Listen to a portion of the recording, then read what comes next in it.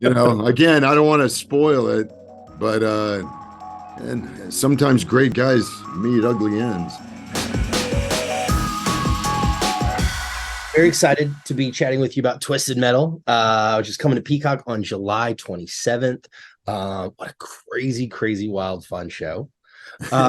You play Agent Stone. For all intents and purposes, the show's villain, we'll say. Excuse me. But I'm curious if you approach the character as sort of like wholly villainous, because it seems that everybody's got a backstory, they are their why. I did not. And it was a product of reading the first three scripts and then having, the guru, Michael Jonathan Smith, who you might hear other people call MJ. I just call him Michael. But having a great conversation with Michael, really getting a sense of how he saw the world, which I already had a damn good idea after reading the first three scripts.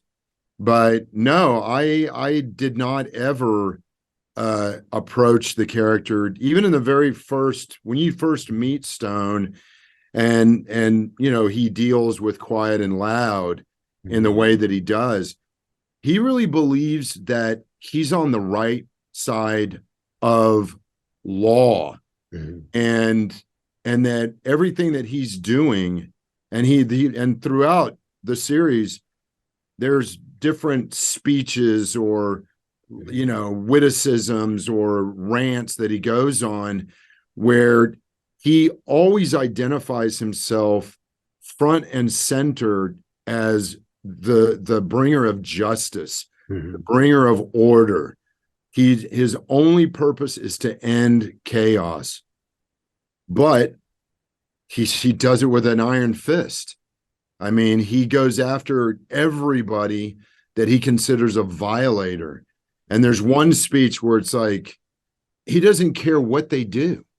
If somebody's a petty criminal, if somebody's a graffiti artist, if even the most minor violation, he comes down with severe punishment. And he does let a few people kind of off along the way, but but he ends up using them, and for his own sort of, I think malevolent is a better word than villainous. Okay. Because I think the guy is definitely capable, like there's a scene, and I won't give it away. Sure. There's a scene where this older guy is just mannerly shining my boots. And he says something that triggers me. And you just see like this flash of wrath. And this guy couldn't be more innocent, doing a more menial, kind of a generous task for Stone. And yet you see he could snap. He could easily snap. Yeah. And which he does do periodically.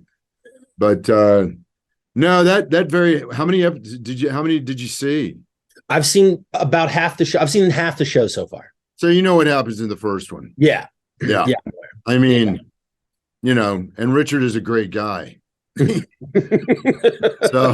again, I don't want to spoil it, but and sometimes great guys meet ugly ends. No, but and Richard he's that guy.